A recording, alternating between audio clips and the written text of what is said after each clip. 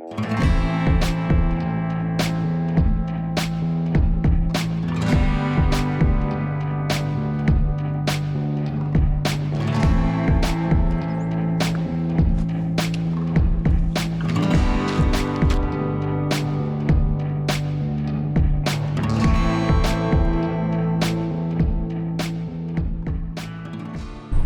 so we're on our way this morning to the Peralta Trailhead to do some hiking.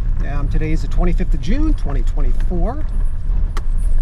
And as you can tell, the road to the way to the trailhead is quite bumpy. Now this is a trail I have done before. Last year I scaled up the side of the mountain across the Fremont Saddle, I believe it's called. And if I'm incorrect, I can correct it when I edit the video. And it was the place where I was going to camp overnight. However, the size of the backpack and the heat, and it's going to be hot again today. It's already 85 and it's only 10 minutes to 7 in the morning. So but we're going to go up and over the saddle this morning and spend some time exploring and check some things out. And here we are, we're in the parking area.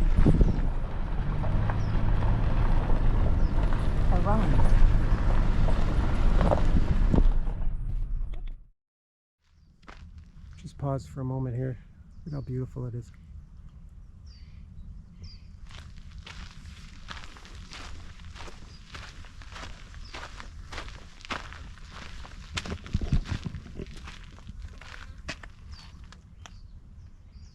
They want us to register. Designated wilderness, and of course the wilderness is no drone, which is probably just as well that I didn't bring my drone today. Let's check this out, shall we? Let me put my stick down here. There we go. And today is 6:25. Time is 7 a.m. Return date, I'm assuming, is that.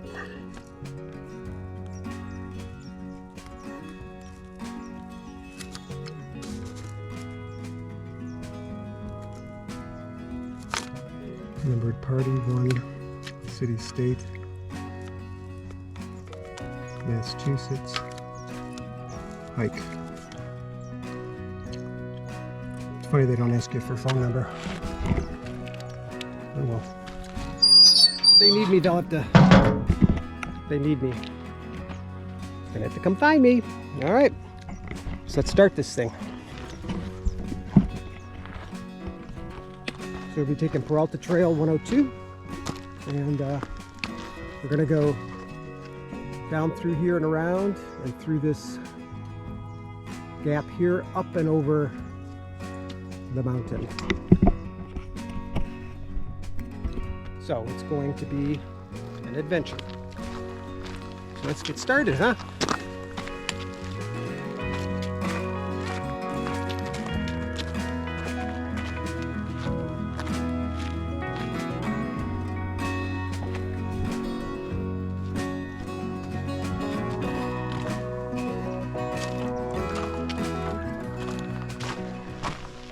And then knowing where the trail goes, sometimes you just have to figure it out, because like right here, it's like questions, where does the trail go? I'm assuming it's going that way or it's up that way, but we're going to walk and find out, because some places it's just not clearly marked. You just got to kind of guess. Where are you? These almost look like steps, don't they?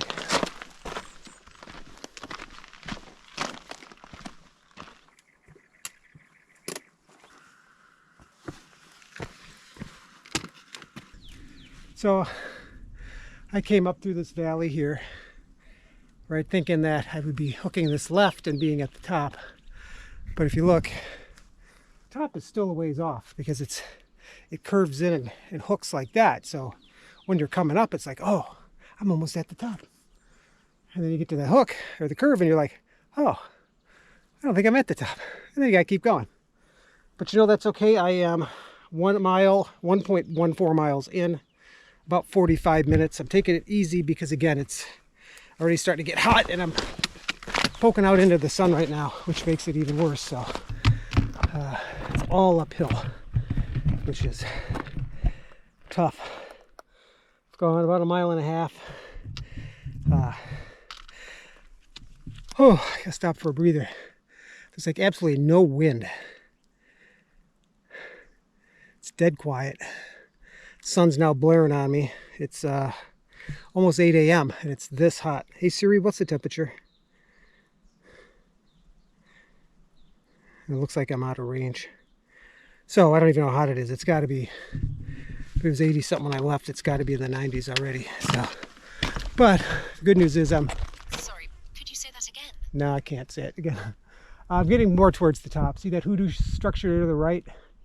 That's like the last big structure, I believe, before we hit the crest. So I'm gonna keep pushing forward. I've been drinking water, so I'm okay. At some point, though, I'm gonna have to eat something because I'm hungry.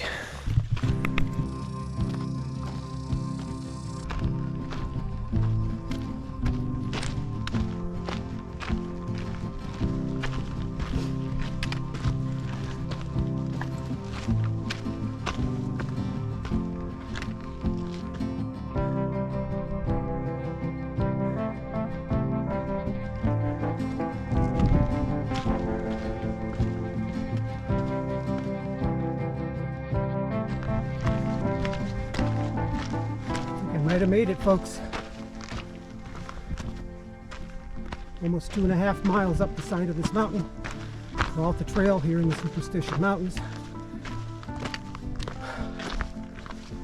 Got hoodoos to the left, rocks to the right, but it's the stunning view you're going to see.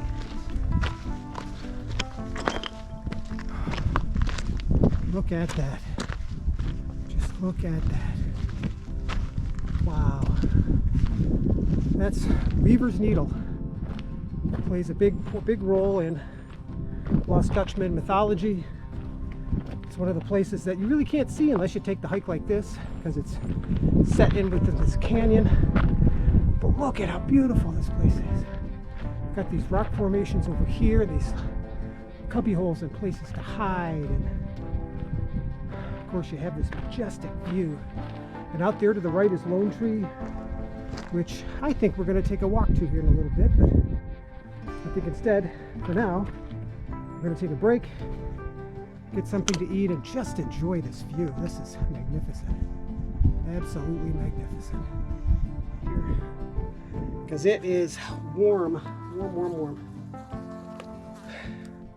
Flies, ants. I'm actually sitting right beside what appears to be a balanced boulder. Just going to grab a quick snack because I think that's important. You know, what I'm learning about myself as I do these hikes in the heat is that I can start to tell when my energy starts to diminish really fast and I start to feel sleepy. And it's a really weird feeling to feel sleepy. While you're walking. Of course, that was my phone I just dropped, but it's all right.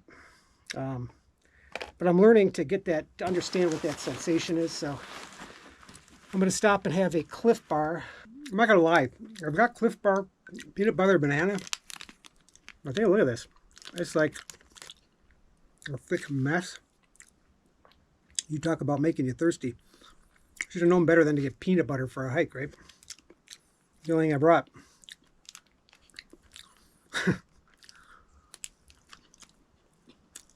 Yeah, that's just some heavy stuff. Ugh. Okay, one of the things I wanted to try, which I haven't tried yet, is the 2.0 max lens for the GoPro. And I think it even gives it a wider angle view. So I'm going to put that on, and then we're going to take a hike over to Lone Pine. So I don't know if I'm going to like it or not. I don't know if it's going to be good, but we're going to swap it out and see what it looks like. And hopefully I get some good shots, some amazing shots. But we shall see. So we're going to figure out how to get out the Lone Pine here. So let's take a walk this way through the mountains where we just were eating our really horrible bar. And again, I don't know how well this lens is gonna look when we're done, but we're gonna see. Might look good, might not look good. Who knows? Gonna get up through this. Oh. Good Lord. Lord have mercy.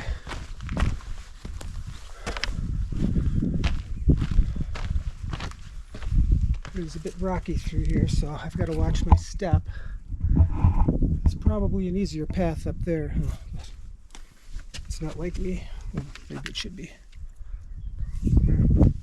I'm going this way. Screw it.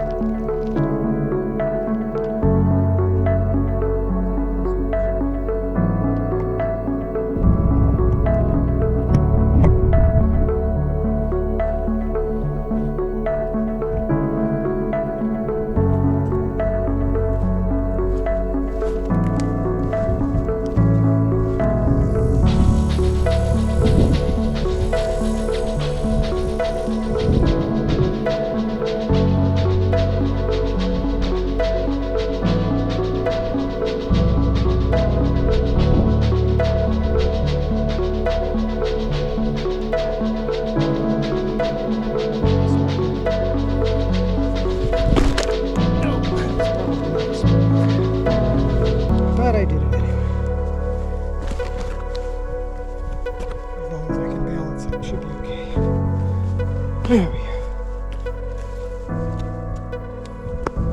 Okay. All right. So here's where we are.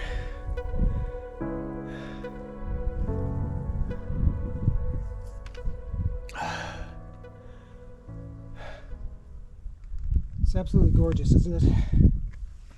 Absolutely gorgeous. There, of course, there's the tree right over there. Weaver's Needle behind me. It's quite the hike, but it was definitely worth the journey up here.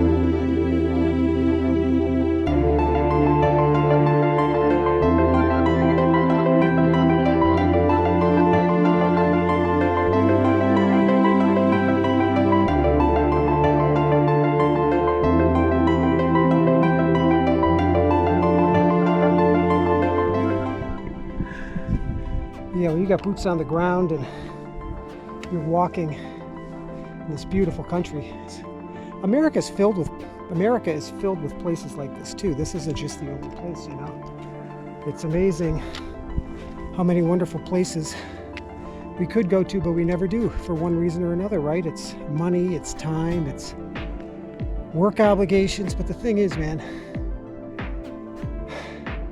time moves forward regardless of what you do. You know, if you plan, if you say, hey, I'm going to do something later on in life, you could do that all you want, but at some point, time keeps moving and it will eventually come to a point where you're just not going to be able to do it. So it's kind of like do it when you can. Is it easy to do? No. Is it inexpensive? No. But it's really not about the money. It's about experiencing stuff like this. You know, I waited so long to really get out and explore and see what the world has to offer. It's just such a shame that it took me so long. You know, if you're younger and you're watching this, take advantage now. Just do it. You know what? Because you got your whole life ahead of you, and you never know, right? You never know when you're not going to have the opportunity to do something. So if you have the opportunity to see Weaver's Needle, to come to the Superstition Mountains, do it, please. You'll thank me.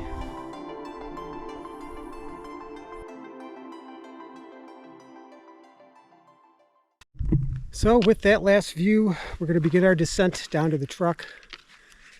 It'll probably be about an hour and a half or so, because it's a couple miles. If I remember correctly, it was about 2.5 miles to get up here. So might go a little quicker because we're going downhill, but beautiful. Wish there was another word I could use, but it's about all I can muster at this point. So see you next year. Weaver's Needle. I'll be back.